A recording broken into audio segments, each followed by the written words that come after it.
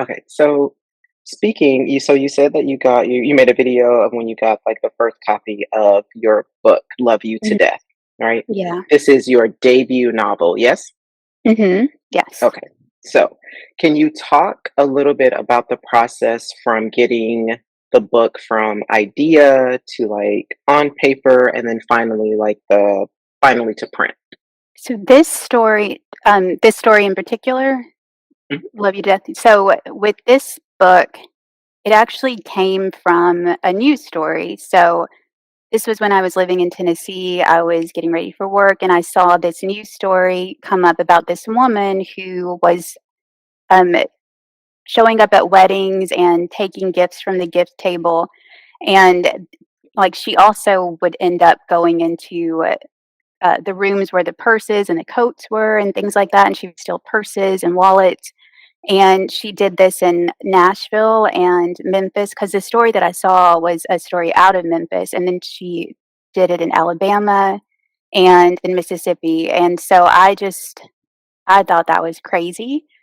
And when I saw it, I think that the first thing that I did was just laugh because of the boldness and the audacity to go to a stranger's wedding, someone that you've never met, you weren't invited to, and then just to take from them. But then I thought, and I'm not at all promoting doing this, but I thought it was really clever that it's an interesting idea to just go because you can find weddings anywhere. Like when I was growing up, and I don't know how old you are, but um, you didn't know where people's weddings were unless you received the wedding invitation in the mail. So it wasn't like the whole world knew where you were getting married. But now, and when I was writing or researching kind of this story, I would Google just weddings in Nashville or weddings in Louisville, and there was a plethora of just people's weddings online. So you would know the engaged couples' names, their pictures, where they were getting married, what time it was, what the dress code was, what the menu was, sometimes even the band that was playing. So you have all that information, and unless you're Meghan Markle and Prince Harry, they're not checking ID at the door, so you could just walk in and, Mhm. sit in the audience and then go to the reception and do your thing. So that was kind of, the basis of this story, and I thought that with the lady that was doing this in real life, and she's passed away now, but she did go to jail, but, I just thought it would be a more interesting story and fun story if it was 2 best friends that were doing it, so that's kind of how that process went.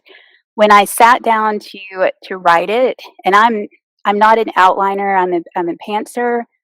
I just, when I try to outline stuff, it never works out well. My brain just can't focus in that way with planning because I don't ever know really what's going to happen. So I just write by the seat of my pants. But I started with the wedding part first. I think I wrote 12 pages, not all in the same sitting, but over a period of time, I wrote the wedding scene, and I thought that was a good place to start. But sometimes, Marquita, on the weekends, what I like to do is I like to listen to, like, writing courses and stuff that you can find on YouTube, or things that I subscribe to, like, writing classes that I find online that have, like, little, webinars and things like that, and one of the ones that I was listening to said that you need to make sure that you're starting your story in the right place.